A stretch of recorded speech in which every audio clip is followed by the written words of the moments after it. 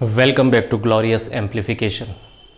आप में से काफ़ी साथियों ने मुझसे पूछा है कि मेरा रिवीज़न का तरीका क्या रहता है, तो आज उसी को लेकर ये वीडियो मैं बना रहा हूँ।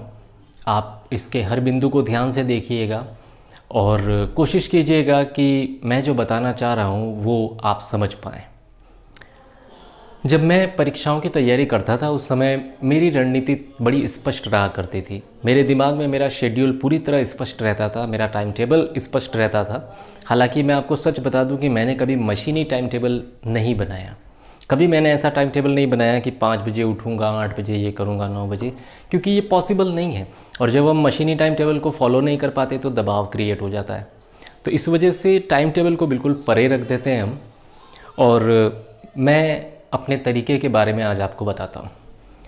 परीक्षा की तैयारी के पहले चरण में मैं पूरे सिलेबस को सिर्फ पढ़ लेता था, जैसा मैं आप लोगों से अक्सर कहता रहा हूँ।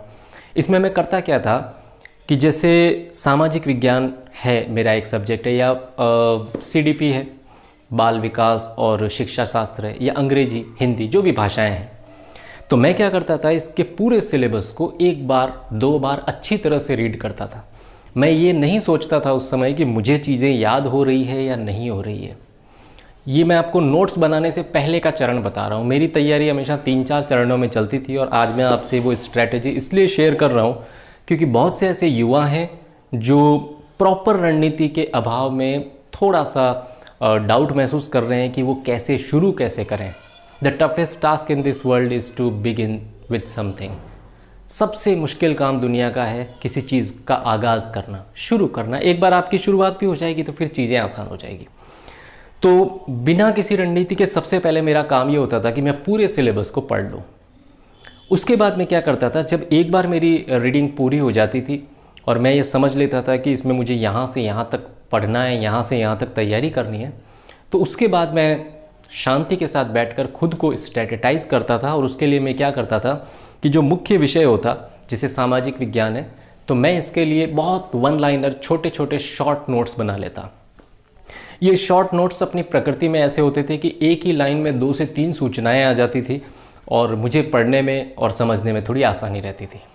जब एक बार मेरे मेन सब्जेक्ट के ये 1 लाइनर नोट्स तैयार हो जाते थे, अगर आपके पास समय नहीं है तो आप इस 1 लाइनर नोट्स को तैयार न करें। आप अब तो बाज़ार में बहुत सुविधाएं हैं, आप 1 लाइनर सार संग्रह ला सकते हैं, उससे अपनी तैयारी आगे बढ़ा सकते हैं। उसके बाद मैं क्या करता था कि फर्स्ट रीडिंग का मेरा चरण पूरा हो जाता, फिर मैं ये सोचता था कि अब मुझे ढंग से तैयारी करनी है। उसके लिए मैं अपने मुख्य विषय और अन्य सभी विषयों को एक साथ लेकर चलता था। एक साथ लेकर चलने का मतलब ये था कि दिन में 24 घंटे होते हैं, जिसमें से 8 या 9 घंटे हमारे खाने पीने रेस्ट के निकाल दीजिए। उसके अलावा जो बाकी समय है इसे मैं सारे विषयों में बांट देता था। फिर मेरा काम था रीडिंग करना। मैंने ऑब्जेक्टिव परीक्षाओं के लिए कभी किसी चीज़ को रटा नहीं है और आपसे भी यही कहूँगा, आप मत रटिएगा, क्योंकि कोई ज़रूरी नहीं है आप कितना भी रट लेंगे। परीक्षा में चारों ऑप्शन आएंगे, सही वाला ऑप्शन भी अंदर मौजूद होगा, और अगर आपने पढ़ा भी है तो आपके लिए इतना पर्याप्त है। फिर मैं क्या करता था कि अपने जो 1 लाइनर नोट्स हैं उनको रीड करता और साथ में एक छोटी डायरी और रखता। ये छोटी डायरी मैं क्यों रखता था ये आपको आगे पता चल जाएगा। फिर जब पहली बार रीडिंग के बाद जब मेरा ये रिवीजन चालू होता 1 लाइनर नोट्स का, तो मैं उसे बड़ी आसानी के साथ रिवाइज़ कर लेता। जब मेरा पहला रिवीजन पूरा हो जाता तो उसके बाद मुझे पता चल जाता था कि इस सिलेबस में कौन कौन से ऐसे एरियाज़ हैं जो मेरे अच्छी तरह से हैं या हो जाएंगे, और कौन से ऐसे एरियाज़ हैं जो अच्छी तरह से नहीं हो पा रहे हैं, यानी जिनके बारे में मुझे बहुत ज़्यादा मेहनत करने की ज़रूरत है। फॉर एग्ज़ाम्पल, मेरी ज्योग्राफी शुरू से थोड़ी कमज़ोर रही है, तो मेरा फोकस उस पर थोड़ा ज़्यादा रहता था। अब मैं क्या करता था कि अपने पास जो छोटी डायरी रखता, उस छोटी डायरी की शुरुआत करता। जब सेकेंड रिवीजन में अपने पूरे सिलेबस का करता था तो उस समय में पढ़ते पढ़ते उन चीज़ों को मार्क करता जो अक्सर मेरे दिमाग में, या तो जिनके बारे में मैं कंफ्यूज रहता था, या कई बार पढ़ने के बाद भी चीज़ें दिमाग में इम्प्रिंट नहीं होती थी, तो मैं उन चीज़ों को वापस से एक अलग लिखना शुरू करता। धीरे धीरे एक समय ऐसा आता कि मेरा एक दूसरा रिवीजन भी पूरा हो जाता और मेरे पास जो छोटी डायरी थी, पॉकेट डायरी, जिसे मैं अपने पास रखता था, उस डायरी के करीब 30-35 पेज भर जाते थे। मेरे दिमाग में ये संतोष रहता था कि चलो अब ये 30-35 पेज ही ऐसे हैं जिन्हें बहुत अच्छी तरह से कवर करना है, और इनका रिवीजन तो मैं इतने 10-12 घंटे मेरे पास दिन में रहते हैं कि एक बार तो ये 35 पेज पढ़ ही लूँगा। तो इससे मुझे बहुत कॉन्फिडेंस मिलता था, बहुत बूस्टअप मिलता था, और ये रहता था कि नहीं, पर्याप्त समय मेरे पास है, अगर मैं बाकी चीज़ों की तैयारी करूँ और ये जो डिफ़िकल्ट एरिया है इसको तैयार करने का भी बहुत समय है, मैं इसके रिवीजन करता जाऊँगा। अब होता ये था कि परीक्षा तक मैं अपनी इस रणनीति को फॉलो करता रहता और जो वन लाइनर है उनको पढ़ता ही पढ़ता, लेकिन साथ में मेरी जो छोटी डायरी है, कोशिश मैं ये करता था कि इसको दिन में एक बार ज़रूर पढ़ लूँ, क्योंकि मुझे पता था 30-35-40 पेज होते हैं और 2 घंटे के अंदर आसानी से इसको पढ़ा जा सकता है। जहाँ तक बाल विकास का मामला है, तो बाल विकास के लिए मेरी स्ट्रैटेजी थोड़ी अलग थी, क्योंकि ये एक ऐसा विषय है जो आपकी अवधारणात्मक और समझ की जांच करता है। इसके अंदर ऐसा नहीं है कि डायरेक्टली आपको कोई तथ्य दे दिया हो और आपको उस तथ्य के आधार पे उत्तर दे रहे हैं और वो उत्तर राइट या रॉन्ग हो जाएगा, ऐसा बिल्कुल नहीं है। ज़्यादातर प्रश्न, जैसा एक वीडियो में मैं बता चुका कि इसमें 12 और 18 का वेटेज चलता है। 12 प्रश्न जो होते हैं वो फैक्चुअल होते हैं, कोई भी कर लेगा, लेकिन 18 प्रश्न जो होते हैं वो ऐसे होते हैं जिसमें आपको ध्यान से देखना पड़ेगा। कंसेप्ट क्लियर है तो आप कर पाएंगे, वरना नहीं कर पाएंगे। तो बाल विकास और शिक्षा शास्त्र के प्रश्नों की जब मैं प्रकृति को समझ रहा था तो मैंने पाया कि इसमें उदाहरण बनते हैं।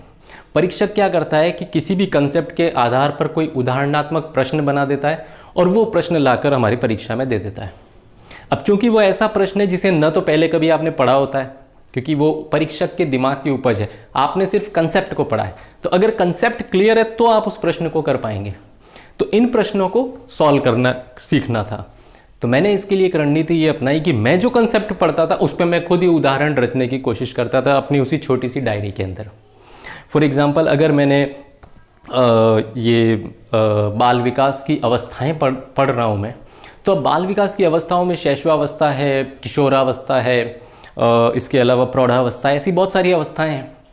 तो मैं उसमें पढ़े गए कंटेंट के आधार पे खुद ही एक प्रश्न रचता या 2 प्रश्न रचता, रोज का एक प्रश्न जरूर रचित करता, और फिर मैं देखता कि क्या मैं ढंग से प्रश्न रचित कर पा रहा हूँ। उससे मुझे बहुत बूस्टअप मिला। जब आप प्रश्न निर्माण करने लग जाते हैं, इसका ये सीधा सा मतलब है कि आपका कंसेप्ट पूरी तरह से क्लियर है। फॉर एग्जाम्पल, मैं एक प्रश्न रचित करता और वो प्रश्न इस तरह से होता कि एक बालक जिसकी आयु 12 वर्ष है, वो बालक अपने परिवार के साथ रिश्तों को लेकर थोड़ा बहुत सहज है, लेकिन 2 साल बाद, 3 साल बाद उस बालक के परिवार से रिश्ते थोड़े थोड़े गड़बड़ाने लगते हैं। प्रमुख कारणों की खोज कीजिए। और उसके बाद में मैं ये देखता था कि उस अमुक कंसेप्ट के अंदर वो क्या चीज़ें हैं जो इन रिश्तों को बिगाड़ती है, जो बताया गया है। तब मुझे पता चलता कि बालक पर मित्र मंडली का प्रभाव बढ़ता है, वो दोस्तों के बारे में सोचने लगता है, दोस्तों के मत से प्रभावित होता है, और उसके दोस्तों के मत अगर उसके परिवार के मत से अलग है तो वो डाइवर्ट हो जाता है। जेनरेशन गैप बीच में आ जाता है, जिसे आप पीढ़ी अंतराल कहते हैं। ऐसे बहुत सारे कारण उस कंसेप्ट में ही हैं। तो आप प्रश्न की रचना कीजिए। ये ट्रिक आपकी बहुत काम आएगी बाल विकास और शिक्षा शास्त्र में, और मेरी तरह आपके नंबर बहुत अच्छे आएंगे इसके अंदर। मेरिट डिसाइड जो सब्जेक्ट करता है, जहाँ तक मैं मानता हूँ रिट के अंदर, तो वो आपका बाल विकास और शिक्षा शास्त्र है। क्योंकि जो ऑप्शनल जो है, चाहे सामाजिक है या गणित विज्ञान है, तो इनके अंदर आपकी कमांड होती है। लेकिन बाल विकास और शिक्षा शास्त्र 2 ऐसे चीज़ें हैं जो सबके लिए कॉमन है, और ये मेरिट डिसाइड करेंगे, इसमें समझ के ऊपर आपके मार्क्स हैं। तो बाल विकास के लिए आप ये रणनीति रखें। फिर आप आ जाएं भाषाओं के बारे में। लैंग्वेजेस के बारे में मेरी सोच शुरू से हमेशा ये रही है कि भाषाएं जो है वो व्यवहारिक ज्ञान की जांच करती है। इसमें इन डेप्थ नॉलेज चेक नहीं किया जाता है। आप पुराने पेपर उठाकर देख सकते हैं कि ऐसा कोई प्रश्न नहीं है जो बहुत गहराई से उठाकर आपसे पूछ लिया गया हो। इसमें सतही और व्यवहारिक प्रश्न आपसे पूछे जाते हैं। ऐसे प्रश्न पूछे जाते हैं जिनका कंटेंट बोर्ड किताबों में या 6ठी, 7वीं, 8वीं, 9वीं, 10वीं की किताबों में दिया गया होता है। और भाषाओं के मामले में सर्वाधिक फोकस आप करें अपवादों पर। जैसे फॉर एग्जांपल उच्चारण ही आप ले लें, CUT कट, BUT बट। अब यहाँ यू का उच्चारण अ है, इसी तरीके से BUT बट में भी ये जो यू है इसका उच्चारण अ है। लेकिन कोई शब्द ऐसा भी हो सकता है जिसमें यू का उच्चारण अलग हो, जैसे PUT पुट। तो ये एग्जेप्शन कहलाता है, अपवाद कहलाता है। तो आपको भाषाओं के मामले में, चाहे संस्कृत है, हिंदी है या अंग्रेजी है, इन आपवादिक स्थितियों पर नज़र बनाए रखनी है। आपके भाषा का पेपर बहुत अच्छा होगा। भाषाएं अपवादों की समझ को व्यापक तौर पर जांचती है, और ये आपको पता होना चाहिए। अब चूंकि आप कॉम्पैक्ट तरीके से तैयारी कर रहे हैं, एक साथ सारे विषयों को लेकर चल रहे हैं, तो ये आपको तब तक करना है जब तक आपके 4 या 5 रिवीजन अच्छी तरह से नहीं हो जाते। उससे पहले आपको किसी तरह के क्विज या किसी तरह के पेपर सॉल्व करने की ज़रूरत नहीं है। फिर एक समय ऐसा आएगा जब आपके जैसे सामाजिक विज्ञान ही आपने ले लिया है, तो सामाजिक विज्ञान आपको ऐसा लगेगा कि मेरा कंप्लीट हो गया। अब यहाँ एक गलती जो युवा करते हैं वो ये करते हैं कि अगर मान लीजिए मेरे पास ये XYZ नाम की किताब है या कोई सार संग्रह है जिसे मैंने पूरा कर लिया, इसके तथ्य भी मैंने अपनी छोटी नोटबुक में ले लिए। अब युवा क्या सोचते हैं कि मेरा पड़ोसी वो फलानी किताब भी पढ़ रहा है, वो ढीम की किताब भी पढ़ रहा है, तो वो क्या करते हैं उस किताब के साथ साथ उन किताबों को भी पढ़ने लग जाते हैं। जब आप एक ही चीज़ के लिए एक से अधिक किताबों की ओर बढ़ जाएंगे तो इससे आपको फ़ायदा नहीं होने वाला है। हो सकता है कि दोनों के कंटेंट में वैसे फ़र्क तो होता नहीं है, लेकिन फिर भी 2% 5% का फ़र्क हो, लेकिन ये 2-5% का फ़र्क आपके रिवीजन की पूरी स्ट्रैटेजी को बिगाड़ देगा। तो मेरा यही कहना है कि आपका अगर रिवीजन अच्छी तरह से हो गया है तो बहुत अच्छी बात है, आप उसी चीज़ को रिवाइज करते रहिए। आपको ऐसा लगता है कि एक ही चीज़ को 100 बार पढ़ने से फ़ायदा क्या है, आप उसको 100 बार पढ़ेंगे तो 100 की 100 बार आपको कुछ नई चीज़ें उसके अंदर से अपने आप दिखेगी। ये ऑटोमेटेड प्रोसेस है और ये आपके साथ भी होगा। तो ये तीसरी बात आपको ध्यान रखनी है कि किसी भी हालत में आपको अपनी पुस्तकें चेंज नहीं करनी है, और ख़ास तौर से परीक्षा से 1-2 महीने पहले, अब चूँकि फरवरी में आपके एग्ज़ाम की संभावना जताई जा रही है, तो ऐसे में अब जो आपने किताबों को आधार बनाया है उन्हीं किताबों को लेके आपको चलना है। आप उनमें किसी तरह का चेंज मत कीजिएगा, किसी तरह का बदलाव मत कीजिएगा। आपने उन्हें अच्छी तरह से पढ़ लिया है, नोट्स ले लिए, तो उन्हीं को रिवाइज करते जाइएगा, आप सफल हो जाएंगे। एक और चीज़ जो पूछी जाती है वीडियो में बार बार मुझसे कि सर हम क्विज़ या क्वेश्चन या टेस्ट सीरीज या टेस्ट पेपर ज्वाइन करें, या ज्वाइन कर रहे हैं तो हमारे मार्क्स सही नहीं आ रहे, या ज्वाइन किए तो मार्क्स बहुत ज़्यादा अच्छे आ रहे हैं। देखिए, मैं आपको एक सीधी सी बात बता दूं, वास्तविक परीक्षा एक बिल्कुल अलग चीज़ होती है। ये टेस्ट सीरीज वगैरह, इनका रोल सिर्फ इतना सा है कि ये आपको ये बता सकें कि पेपर को निर्धारित समय में आप सॉल्व कर पा रहे हैं या नहीं। अगर टेस्ट सीरीज का लेवल बहुत अच्छा है तो वो परीक्षा के नेचर को समझते हुए आपको लेके चलेगा। लेकिन जैसा कि आजकल होता है ऑनलाइन दुनिया में कि फर्जी चीज़ों की बाढ़ आई हुई है।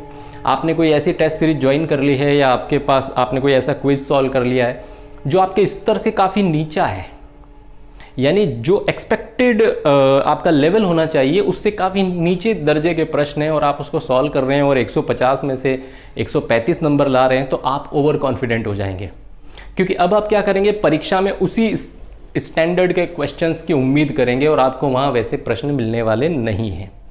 तो बेहतर यही है, अगर आपको क्वेश्चन सॉल्व ही करने हैं तो आप एक काम कीजिए, आप 6ठी 7वीं 8वीं की जो परीक्षाओं के जो पेपर आते हैं उन पेपर को सॉल्व कीजिए।